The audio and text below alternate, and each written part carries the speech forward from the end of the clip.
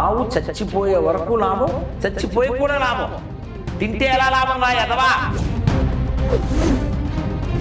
ఆవును తినేవాడు ముస్లిం కాదు, ఆవును తినేవాడు హిందూ కాదు, ఆవును తినేవాడు మనిషి కాదు. గో సంరక్షణ కోసమని హిందువులు చాలా మంది ముందుకు వస్తున్నారు. వాళ్ళ మీద తప్పుడు కేసులు పెట్టి ఆవుని చంపి తింటే పండగ అనే మూడు ఎందుకు వచ్చింది వాళ్ళకి? గోవు పేడ మొన్న మధ్య ఎప్పుడో సౌదీకి ఎక్కడికో పంపించారు, 400 కోట్లు ఎంత వచ్చింది. అందరికీ నమస్తే అండి, welcome back to my channel. మనతో పాటు ప్రముఖ ఆధ్యాత్మికవేత్త రాధా మనోహర్ దాస్ గురూజీ ఉన్నారు. మనమైతే ప్రజెంట్ సమాజంలో జరిగే కొన్ని ఇష్యూస్ గురించి అయితే అడిగి తెలుసుకునే ప్రయత్నం అయితే చేద్దాము. నమస్తే గురూజీ. హరే కృష్ణమ్మ. బక్రీద్ వస్తుందంటేనే చాలా మంది భయపడిపోతుంటారు. గోరక్షకులు చాలా మంది ముందుకు వస్తున్నారు, అయినా కూడా బక్రీద్ రోజు ఏదో ఒక చోట గోవులను వధ చేస్తున్నారు. సో ఇది అరికట్టాలంటే ప్రధానంగా హిందువులు ఏం చేయాలంటారు? ఆపదామపహర్తారం ధాతారం సర్వసంపదాం లోకాభిరామం శ్రీరామం భూయో భూయో నమామ్యహం.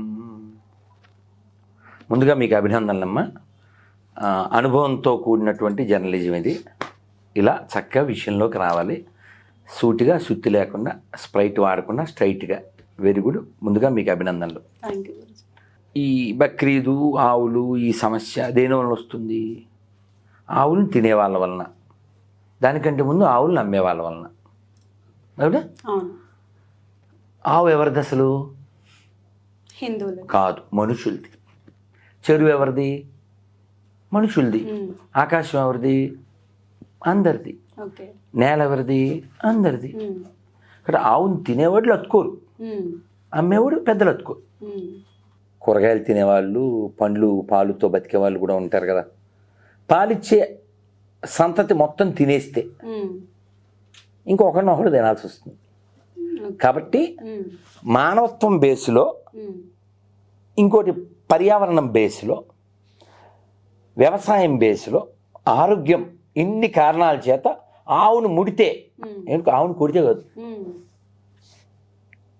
ఉదాహరణకి మీరు ఆ సినిమా చూసారా? సినిమా పేరు ద లాస్ట్ ఫార్మర్.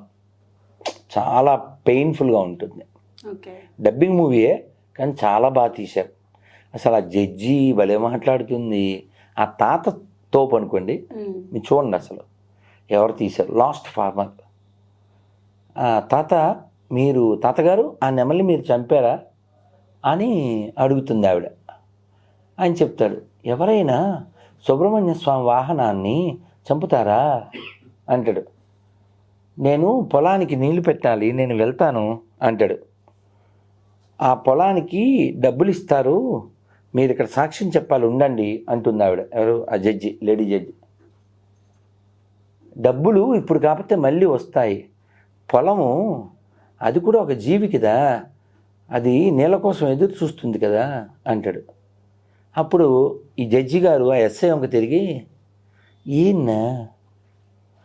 ఈయన మీరు తీసుకొచ్చింది నెమల్ని చంపాడని అని అడుగుతుంది.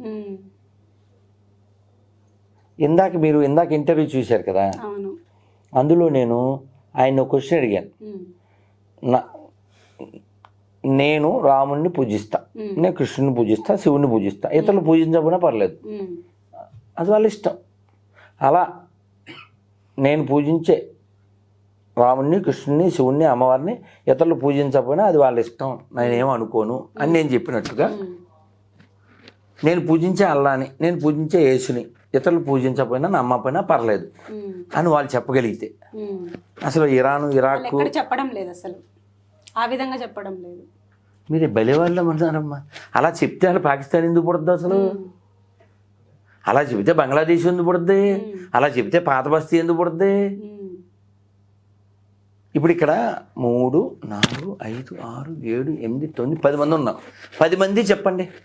My priority humanity, my priority morality, my priority humanity, my priority nationality. మనం అందరం హిందువులం, అందరం చెప్పాం కదా. చర్చిలో చెప్పించండి, మసీదులో చెప్పించండి, మొత్తం ఎందుకు సెట్ అవుతుంది చూద్దాం.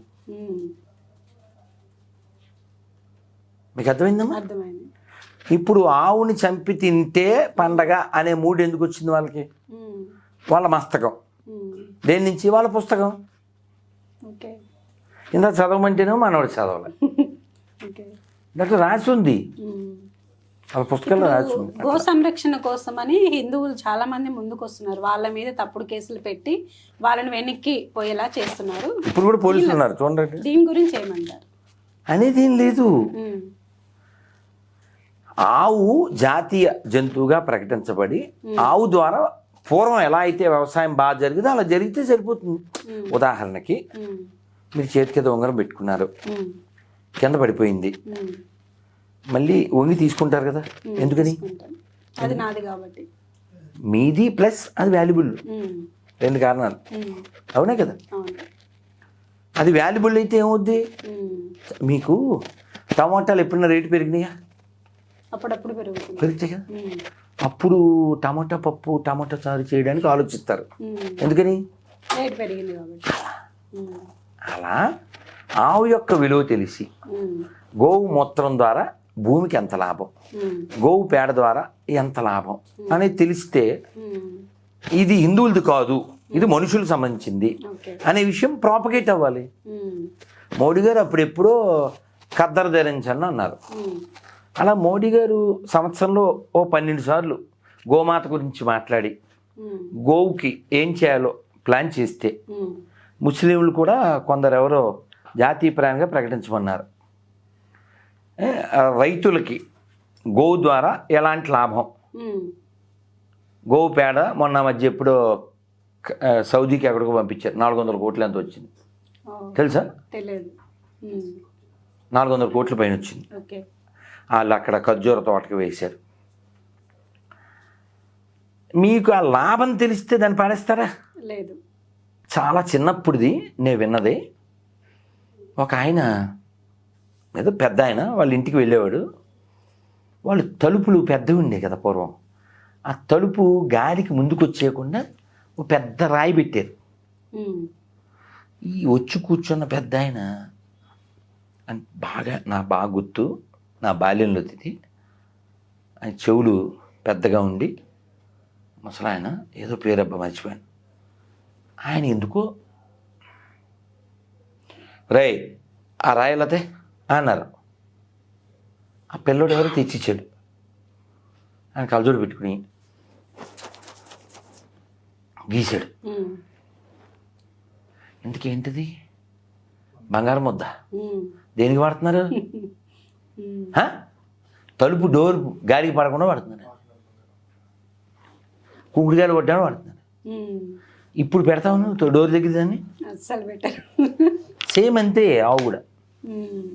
ఆవు నుంచి వచ్చే పేడ, ఆవు నుంచి వచ్చే మూత్రం, అవి భూమికి చాలా సారం. మా నాన్నగారు చెప్పేవారు, వాళ్ళ తాతగారికి 100 ఎకరాల పొలాల్లో అన్నీ మంచి భూములు ఉండవు కదా, కొన్ని ఈ బీడు భూములు ఉంటే ఆవుల మందని 100-200 ఆవుల్ని, ఒట్టిపోయిన ఆవుల్ని అక్కడ కట్టేసి కంచి వేసేవారట. ఒక 5 రోజులు 6 రోజులు అక్కడ తిని అక్కడే మూత్రం పోసి అక్కడే పేడ వేసేవారు. తర్వాత ఈ కంచె తీసి మళ్ళీ ఇంకో చోట వేసేవారు. అప్పుడు ఏమవుద్దా? భూమి ఫెర్టిలిటీ పెరుగుతుంది. కాబట్టి ఆవు చచ్చిపోయే వరకు లాభం, చచ్చిపోయే కూడా లాభం. తింటే ఎలా లాభం రా ఎదవా? ఆవును తినేవాడు ముస్లిము కాదు, ఆవును తినేవాడు హిందువు కాదు, ఆవును తినేవాడు మనిషి కాదు. ఇప్పుడు మీరు రోడ్డు మీద మెట్ట మధ్యాహ్నం ఎండలో వెళ్తున్నారండి, ఎవరో పిలిచి మజ్జిగిచ్చారు, మీకు దేవుళ్ళ కనపడాలో వద్దా? కనపడాలి. మీరు వాళ్ళ ఇంట్లో దొంగతనం చేస్తే, మజ్జిగ తాగేసి, మిమ్మల్ని ఏమంటారు? అలా ఆవు అంత ఉపకారం చేస్తుంటే ఆవుకు నువ్వు అపకారం చేస్తే, కాబట్టి ఆవును తినడం అనేది పాపానికి సంబంధించింది కాదు, అమానవీయము. హెల్ప్ చేసిన థ్యాంక్స్ చెప్పాలి. థ్యాంక్స్ చెప్పకపోగా అపకారం చేస్తున్నాను. నువ్వు మనిషే కానప్పుడు నువ్వు ముస్లిం అయితే ఏంటి, హిందూ అయితే ఏంటి, క్రిస్టియన్ అయితే నువ్వు భూమి లోపల ఉండాలి, నువ్వు భూమి మీద ఉండకూడదు. అర్థమైందా పాయింట్? ఇప్పుడు వీడియో కింద కామెంట్లు ఉంటాయి, ఆడి పేరు ఉండదు, కాల్ చూడండి.